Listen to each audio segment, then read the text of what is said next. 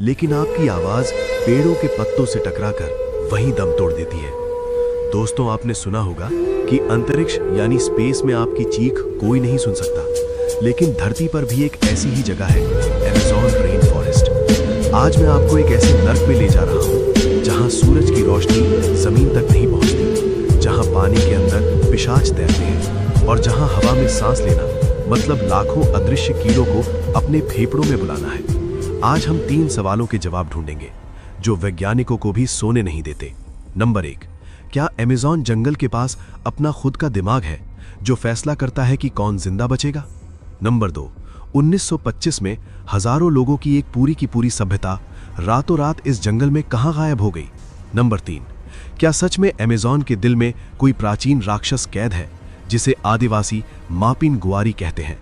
इन सवालों के जवाब वीडियो के एकदम अंत में मिलेंगे, लेकिन उससे पहले हमें इस हरे राक्षस के पेट में उतरना होगा।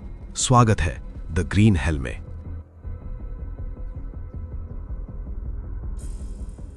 सबसे पहले अपने दिमाग से ये ख्याल निकाल दीजिए कि अमेज़न कोई पार्क या साधारण जंगल है। अमेज़न एक राक्षस है और इस राक्षस का आकार आपकी सोच से भी बड़ा है। आइए जरा आंकड़ों के उस खेल को समझते हैं जो इसे दुनिया की सबसे खतरनाक जगह बनाता है। 1, आकार, साइज। अमेज़न रेन फॉरेस्ट का कुल क्षेत्रफल लगभग 55 लाख यानी 5.5 मिलियन स्क्वायर किलोमीटर है। ये नंबर सुनकर शायद आपको अंदाजा ना हो, तो चलिए इसकी तुलना हमारे देश भारत से करते हैं। भारत का कुल क्षेत्रफल लगभग 32 लाख स्क्वायर किलोमीटर है। अब जरा सोचिए, अगर आप पूरे भारत को उठाकर अमेज़न के नक्शे पर रख दें तो भी अमेज़न का लगभग आधा हिस्सा खाली बच जाएगा। यानी इस जंगल के अंदर 1.5 से 2 भारत आसानी से समा सकते हैं। ये इतना विशाल है कि अगर ये एक देश होता तो दुनिया का 9वां सबसे बड़ा देश होता। 2, फैलाव, द स्प्रेड। इंसान ने नक्शे पर लकीरें खींचकर देश बना दिए, लेकिन अमेज़न ने कभी सरहदों को नहीं माना।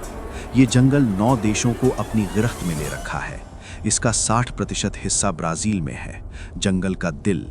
13% हिस्सा पेरू में है, 10% हिस्सा कोलंबिया में है और बाकी हिस्सा Venezuela, Ecuador, Bolivia, Guyana, Suriname और फ्रेंच गुयाना में फैला हुआ है। ये 9 देश अमेज़न के किराएदार हैं, मालिक नहीं। मालिक सिर्फ जंगल है। 3, पेड़ों की जेल, द कैनपी जेल।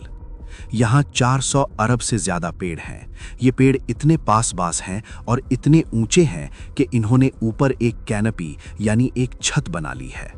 ये छत इतनी मोटी है कि सूरज को कैद कर लेती है। अमेज़न की जमीन पर, जिसे फॉरेस्ट फ्लोर कहते हैं, वहां तक सिर्फ 1% सूरज की रोशनी पहुंचती है। इसका मतलब है कि यहाँ दिन के 12 बजे भी ऐसा अंधेरा रहता है जैसे शाम हो रही हो।